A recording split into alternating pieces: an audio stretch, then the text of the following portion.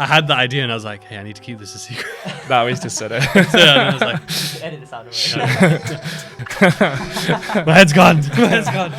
I retire now. You can take over. Bro.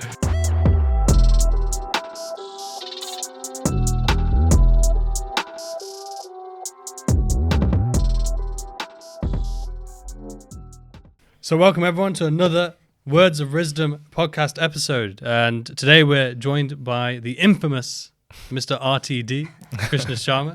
And back again with Pat. We just thought we'd do a bit of a quick one today.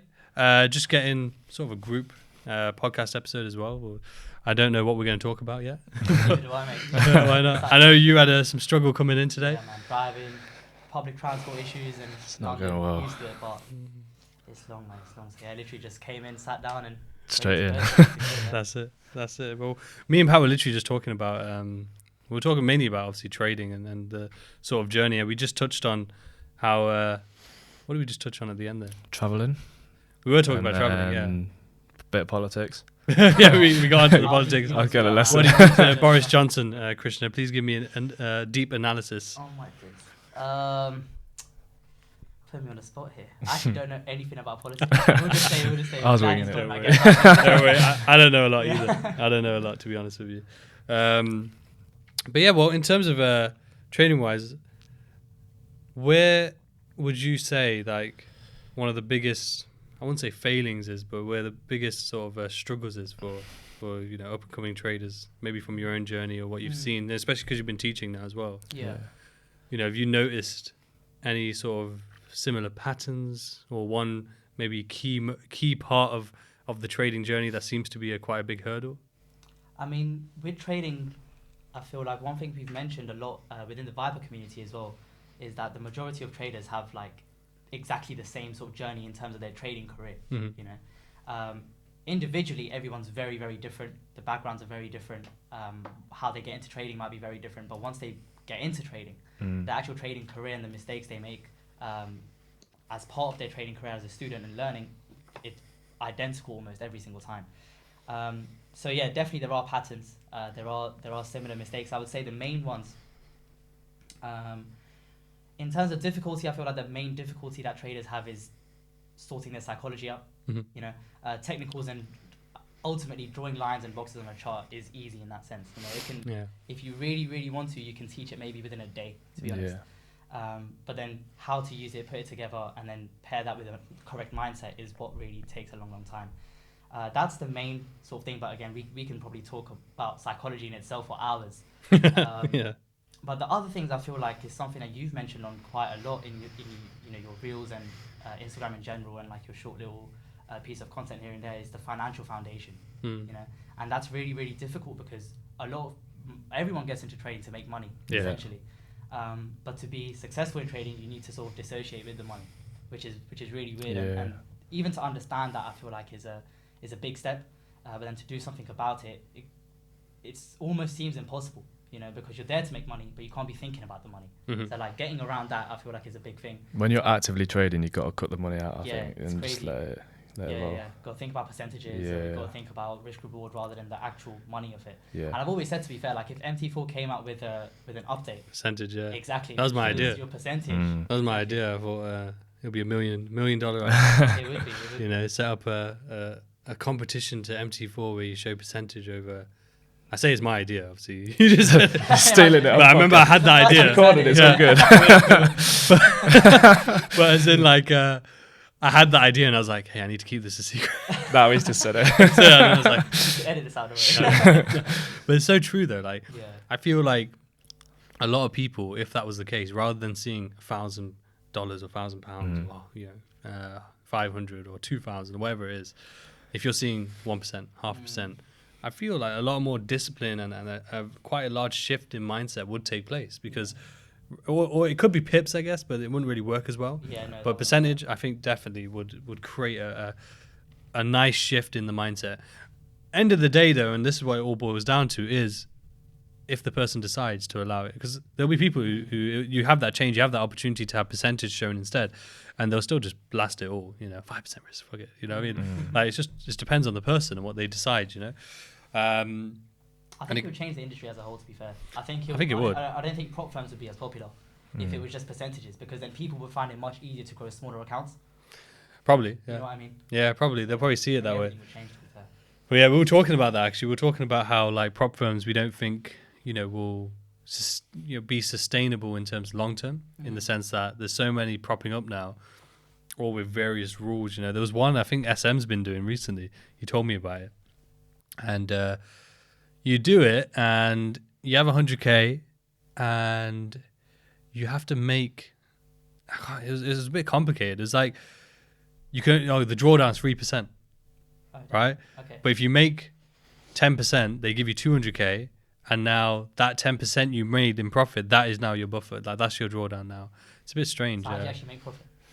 Like from there, you obviously profit there. You make more. You can, and I think you can withdraw weekly, and it's 90% or something like that. There are some benefits there. Yeah, there's so many. There's so many now. Like I've seen one where it's instant funding for like 200K, but it costs you $5,000. Right? Yeah. And you have to remember that all these prop firms are all based on the fact that most people lose. So that's where they're making their money. And because that is the fact, I think there will be regulation that comes in, which forces a lot to close. You have to remember as well that they're banking on the fact that people will obviously lose the challenges and lose this money. But you have to remember that. So like FTMO, this person who's made 500K. Saying that about the 500K, someone's just come out. They was currently at the top of the leaderboard on FTMO, and they're currently on about 700 at the minute. So 700K. This month, so this month, I saw it on Twitter the other day, and I was like, nah, like it's just been someone broke 500, and I went onto the leaderboard, and he's on 700 and something. Is it the same guy or a different guy? Different guy. So I think he's from the US as well. So Piss is gonna keep getting broke and broke. But have you watched the interview? Have you seen it? No, I haven't. His charts will blow your mind. Really? He runs indicators, RSI. Krishna will be so annoyed. What's it like? He's literally got indicators, RSI on there. He doesn't even have a paid trading view. He's got his ads. Yeah, I know. I saw that. I was like, I felt honestly. I'll be honest. I can't remember if I said it to you, but I said it to a couple of people. I felt a bit like fishy about that. Yeah. That interview, because I felt like it just doesn't make sense. But hey, fair play. Like that's just what I was saying. There, like, there are going to be these newer prop firms who are assuming that everyone loses, will make money. But there'll be someone who comes along, makes 700K, makes 500K, and can you afford to pay them out? Yeah. That's what happened to funding talent. Yeah. I got fully funded with them. The week I got fully funded with them, they shut down. Bro, 10 days before my payout, they shut down. I was fuming. Pissed. But to be fair, with that guy, that's like, it's just indicators and stuff. There's a lot of lessons to learn from that, There is. There's a lot of lessons to learn. I was actually going to do this, like, the next chance I got to maybe have a conference or something with the Vipers, I was going to share this idea, like, retail strategies will work. And have that as like a clickbait title, but then go on to explain it's the mindset behind it. Yeah, because that's what strategy is. He just paired it with a decent plan that works and gives him an edge. Yeah, and then exactly. all of a sudden he's 700K. Yeah, you know what I mean? It's mad. It is wild. It'll be interesting to see that interview. Yeah, Yeah.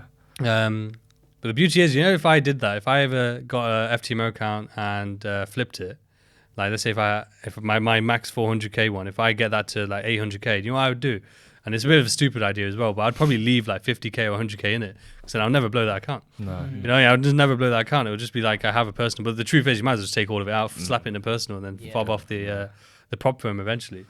But yeah, I think that I don't think it's sustainable. The prop firms at the level they're at. I think FTMO is the king. That's why I just stick to it. Yeah, same. Because it's like the original. Yeah. And I've never seen any major issues. I've seen sometimes where there's like a server delay, so they have to do something. They do get fixed though. Yeah. They do get fixed. Like, they've always been very open, very communicating wise. Like, they're always communicating properly, and their systems are always in place. And like recently, I had an issue because I bought these challenges last year.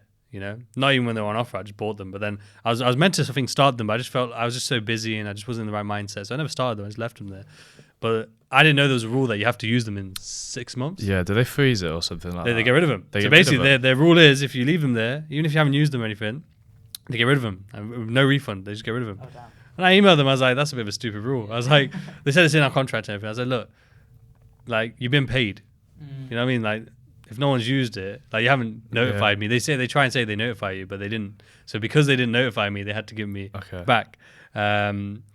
But even then, the communication was there, and they could have said no because it was in their contract. And obviously, it's your job to read through all the freaking 30 pages, right? And no one really does it. Right at the bottom at the end. But the thing is, in these contracts, and this is why Funding Talent got away with it. I'm pretty sure every single one will have it where they can choose if they to terminate your account and just get rid of you at any point. I'm pretty sure they can do that because they can. All right, and that's where it'll be interesting to see. Let's say this guy makes 700k and they haven't made 700k worth of lost challenges. Will they just say, hey, just cut that account? Yeah, and that's the thing you have to realize, and that's why the personal account is so important, because none of that, there's no contract in place, there's no rules in place, the profit is all yours. Don't get me wrong though, the rules are good. I think in terms of having a drawdown limit and stuff like that is a good rule to have, because it forces you, for the right mindset, to be disciplined. So don't think because you have no rules, obviously, on a personal account, it's just going to go wild. Yeah, but the beauty is you can risk 1% comfortably. I do a reduced risk on the prop firms. I think, what do you do? Do you do 0.5? Yeah. You do 0.5 as well, yeah? Nice. Because I know there's a few people maybe in your circle who do 1%. Yeah, I did. Because I'm trying to cut down the amount of trades I did up it to 1%, but then I was like, I'm not comfortable with this, so I upped it back down to 0.5, and especially what funding you can get, 0.5 is plenty. Yeah, it is. Yeah, exactly. And it's plenty, and more importantly, it gives you that peace of mind. Like as soon as you drop down to 0.5, you've doubled the amount of trades you necessarily have to lose in order to lose the account. And that's amazing. So then imagine if you do it even, like, let's say you're max funded, so 400k, and you do a 0.25% risk, which would essentially be the same as 0.5% on 100k. 200k? Yeah. Close 400. Do the maths again. My head's gone. I retire now. You can take over. But no, yeah. But essentially, like, that's enough as well. Yeah. But now you've quadrupled the number of trades that you have to lose, right? And it's so much. If you focus a lot onto the risk, the profit will sort itself out on the back end. Like, you've done the risk management so well and so focused on that the profit will be there. As long as you're disciplined and you stick to that risk management. Because a lot of people, they'll just keep swaying. Like, they'll go from 1% to 0.5% to 0.25%. And normally, what happens is they'll drop the risk the closer they're getting towards the end of that drawdown limit, which then they'll start upping it when they're getting closer towards the break even. So they're just going through this cycle of just up and down. And that, for the psychology, for a lot of people, is where... Frustrating as well. You get good trade and reduce risk. Yeah. And normally, though, that psychology is that what then breeds this 6 months, 12 month cycle of them being in a negative headspace. And you just don't need to do that. You just don't need to do that. Just a lot of people just need to define what they are looking for each day, when they're looking at the markets. What am I looking for? A lot of people don't know. They just jump on it, especially with SMC. I think it's really bad with SMC because they can literally just put on, here's an order block. Yeah. And then that's their trade, There's an order block. There's so much more to it. Yeah. It's a story, And I think the one thing I do like from seeing like your circle, for example, is thinking in terms of buyers and sellers. Yeah. I know you do that actually quite a lot. To be fair. And I like that because it's just keeping it simple. Like, yes, the market could be an algorithm. Yes, the market could be large institutional players. It could be whatever. You could label it a million different ways. But I think the buyers and sellers is just the most simplest form of explaining. Yeah. And therefore, if you're following the story of those buyers and sellers, not that you can't go wrong as in you can't lose, but you're already onto a very efficient mindset of looking at the market. I think concentrating on liquidity has been a massive game changer for me. Obviously, people have different terminology, whether there's people who stop hunts or institutional funds. But as long as you've got an edge, and like we were saying, as long as you've got an edge which is profitable and you're sticking to it, there shouldn't be a reason why you're not profitable. Yeah, exactly. And it's just that discipline, that discipline that people struggle with most of the time. Because I've seen people where they do well for a week, do well for 2 weeks, do well for a month. They always end up slipping. And I think it's usually because they don't associate discipline with the success. They think that the success, now it's clicked. That's what they think. Like, it's clicked now. Now I'm doing well, so now I always do well. But it's not the case. It's like Mash says it a lot. I don't know. Do you know Mash? Yeah. So Mash said it to me once, where it was like, discipline isn't. Being disciplined doesn't make results. It's being consistently, almost pretty much forever being disciplined. You can't stop. You've gotten to a level of discipline, now you can calm down. Yeah. You have to always continue. You can't just stop being disciplined. And that's, it's so true. Like, for traders to think that if I just be disciplined for, the next 3 months, I'll be profitable. It's not the case. It's that because you were disciplined, you might become profitable. Yeah. But to continue to be profitable, you have to stay disciplined. That goes hand in hand with prop firms as well. Because I was speaking about this on a webinar. And the idea now all of a sudden for a lot of people is like they just have to pass a challenge and an evaluation. Yeah. And then they're done. And like then they can use it and now they got a live account. But realistically, that should be step one. Yeah. Getting the live account is step one, and then a lot of people do that. They're like, where do I go next? Exactly. It only gets harder from there, especially in terms of mindset and discipline, because now you've actually got live funds. Now you can actually make money and all of that sort of stuff. Every penny counts now. Before, you know, it was just a demo. I've seen a few guys who do get live and they take it fast, like they rush it. But I think the one thing I did when I got live was just to get slightly in profit. Wait for that payout to get your refund back, because at the end of the day, if you did lose, it's risk free. Yeah. But like my dad's mate who I was talking about, who got me into SMC, he got funded and then kind of just had a few bad weeks and he never got his payout. So he never got his refund back. But I think just getting slightly into profit to secure that. Yeah, I think it's very important because, you know, like you said, risk management again. You know, I think a big mindset thing when it comes to prop firms is that you need to stop thinking that, hey, I'm trading 100K, because you're not. It's 10K. You know, it's 10K, but not even that. It's just demo funds. Yeah. Like, and you, especially if it's risk free now, I'm just trading this. Yeah. This demo account that cost me nothing essentially at this point, right? And even if, let's say, you're doing the challenge and verification, it's the same thing. Like, don't put in your head this pressure or this thought of like, oh, I'm trading 100,000. So when you lose, I've lost 100,000. Yeah. No, you just lost 500 pounds. You know what I mean? Like, you probably blow a 500 pound account and not even think twice. Anyway, you know, or so spend like on shoes or spend it on whatever. Exactly. And so stop putting this added pressure because of what. Don't get me wrong. It looks like it's 100K and it sounds good. Like, you could be funded. A funded account of like 600 or $1 million, for example, but you have to always remember that they're all just demo accounts. So it's not that money isn't real. Yeah. You might be trading with the power of, you know, $1 million or whatever it may be, but the actual money in sense of it's not real. It can be taken like this. Like I said, these contracts, they can just shut it down if they want. And that's why it's so important to get that personal funded, you know? Yeah. And only when it's that personal funded do you really, you know, associate these larger numbers, right? Otherwise, just take that pressure off. Like you said, if you're risk free, especially on a funded account, like, just don't care. Like, of course, it changes when you're full time on it. Yeah. But most people aren't there yet anyway. They're not even at that full time stage, so don't worry about it then. But hopefully, by the time you're full time, you've already built up a decent personal account. Like, to be honest, when I say the word decent, it depends on your situation and your outgoings. Like, for some people who live maybe in a less developed country, their outgoings might be extremely less. You know, it might be a couple $100, right? Maybe $1,000 max. So therefore, if you had a 10K account, you're making 10%, you're laughing, right? For people like, let's say in our position, we might a decent one might be just 30 or 40 or 50K, right? And that's quite achievable off a funded account. So sorry, the guy, the other, just like you being late with the public transport, this guy's the same. And I think he's just outside. It's London for you. Yeah. You can't get more authentic than this. Just on his phone. It's meant to be. Oh, now we get a phone ring. Just grab that, Chris. Where is it? It's just over there. There you go. Oh, mate, this is the content people want to see, I'm telling you. This is terrible, eh? Look at this. We've got a phone ringing in the studio. Oh, okay, sorry, guys. Oh, whoa. What happened? Oh, man. I'm saying to him, like, don't ring the phone. We're recording. But yeah, I can't remember what we were talking about then. It's thrown us off track. The prop firm. So like, so for people like us, 30, 40, 50K, more than likely, 10%, maybe a bit more, but it doesn't, personal account, like, you don't need to necessarily have 6 figures to get started. Plus, you have to remember the compound effect. So if you have a personal account and a funded account, if your personal's at, like, say, 40K and you've got a funded account of whatever, 100K, 200K, and you've managed to get that 30, 40K personal from the funded, now that you have that personal, you can let that one compound because you're withdrawing from the funded one anyway.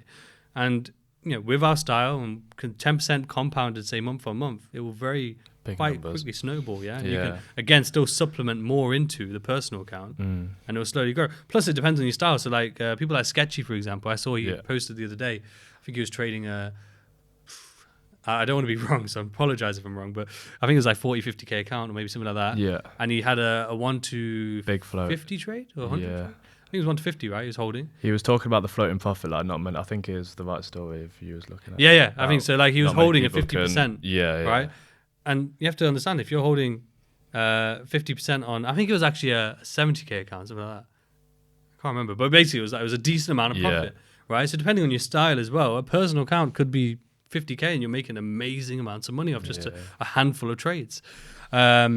So really, like, what's the main thing you got to focus on, right? It's not the money, it's not the funding, it's not the personal account even, it's just the skill. If you focus on the skill, once you've got that, everything will flow. Yeah, everything will flow, and you can then just very calmly take your approach. The problem is that when people aren't focused on the skill, they're rushing to try and get the result. Yeah. But the result is at the end of learning that skill, you know? And it's as everyone always talks about university, for example, like, you know, we go there to learn the skills, and we're happy to do years upon years and pay, you know, for the £10,000 a year, for example, to do the course, with no guarantee that at the end of it we'll have a job, right? And yet people are happy to do that. But when we come into trading, we're not happy to put in that time and effort on the skill. Months, I've seen people when they come in and they're like, oh, you know, if I do this for 3 months, you know, people ask me about Vipers, but they've already traded for a while. They'll say, oh, if I join, you know, will I be able to be profitable? I'm like, I don't understand what your mindset is. Like, you know, especially if you've already been doing this for 18 months, 12 months in SMC as well. How is your mindset still stuck at, if I join you, will I be profitable? Too many people put a timeline on it. Like, I want to have this by that, but you can't, because what if you don't hit it? Like, you haven't hit your goal. You just got to do it you just got to keep going really with it. Yeah, it's good to have set targets. Yeah. And be realistic in that sense. But it's like, again, when people do that, they're not focused on the skill set. They're just focused on the outcome of the skill set. Yeah. So like, as soon as you start, and I've seen this, like, whenever someone has done well in the Vipers, and especially, and normally is the case anyway, that at the start they weren't doing well, right? So I've seen that progression, that change. So I always ask them, I reach out to them, I say, like, okay, you're consistent now, you're funded now, whatever it may be. I say, what was it that helped you, you know, change? And don't get me wrong, they do say, like, you know, webinars helped, or you said this, or Krishna said that, stuff like that. But really, the points that are universal with everyone I've asked so far is that they changed their mindset towards the trading aspect. Yeah. Like, they focused on it as a business, as a skill set. Yeah. And that's always been the universal point. And that's why I always stress it. Like, you probably hear me on webinars every single time saying, change your mindset. Yeah. Focus just on learning the skill. And as we talked about in our podcast, it was in terms of, like, you don't need to lose money to learn the skill. You have these demo accounts, you have free trials. You can see yourself showing consistency. And don't get me wrong, there might not be psychology involved, which is fine though. But in terms of the skill set and seeing consistency, you can do that all without spending a penny. Yeah, especially with the content on YouTube as well. Exactly. Lots of free content. Exactly, so much. And you have to understand the blessing, right? There's a curse in that as well, because you might find yourself trying to learn from too many different varying things, But yeah, you can't take it for granted, because when I started, there was no information like that on YouTube. Think about it now, it's probably like the best time to become a trader. How much opportunity there is to good communities are arising, good people. I said to Viz, I've never kind of got into signals or something, but I see people come into it now and they're asking about it, and we're luckily enough to go, no, it's a load of shit. This is the way to do it. Yeah, that's it.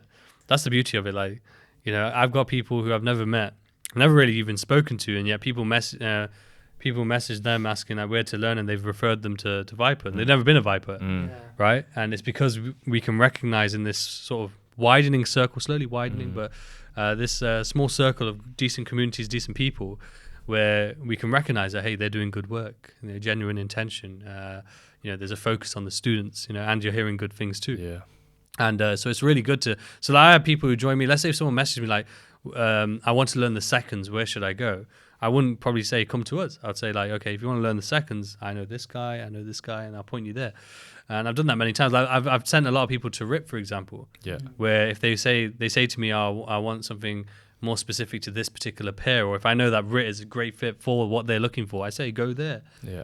But yeah, when they came to me, they're asking me, oh, Riz, I want to join you, and I say to them, I don't think, based on what you're saying, I don't think we're what you're looking for. Yeah. But you could easily say yes, and that's the big difference about it. Like, you could easily say yes, take the payment, whatever. And that's it. Like people don't understand that though. You know, they will just see, they'll just see usually what they're used to. Yeah. Right. And even then, I've tried referring people. Imagine that I've tried referring people to other people before, and they still join. Right? They still join, and I'm like, that's fine. Like, but you know, I tried to help. I tried to like maybe give you something more specific for you. But I appreciate it though still, because I know that for me, a lot of people will join, and we're not teaching anything new. But I think it's in terms of the mindset that we really focus on the mindset is what kind of helps them to have change sometimes. Yeah. And they might have been in one of the good communities before, and it's just that they've connected with us, not because we've shown anything new or done anything new or put it together in a different way. It's more so probably the mindset that we focus on. Yeah. And sometimes it's that accountability, like Monk Mode might help them to do it, you know, or just having, you know, they might just connect with Krishna, for example. So then they, you know, just by being able to connect with this one guy, it's made exponential change. Yeah.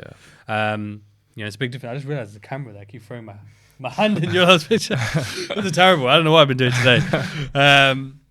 But yeah, guys, I think we're going to wrap this one. This one's like a quick one. I don't know how long that was, like 20 minutes. But we're a bit strapped for time today. But Pat, thank you once again for coming down. I really appreciate it. We'll definitely do more in the near future. Krishna, you're going to be here anyway, so won't even bother saying bye to you. But yeah, man, it's been an absolute pleasure. And I'll have your socials and everything in the description below. So if you want to check these guys out, you know what to do. And yeah, we'll catch you on the next episode.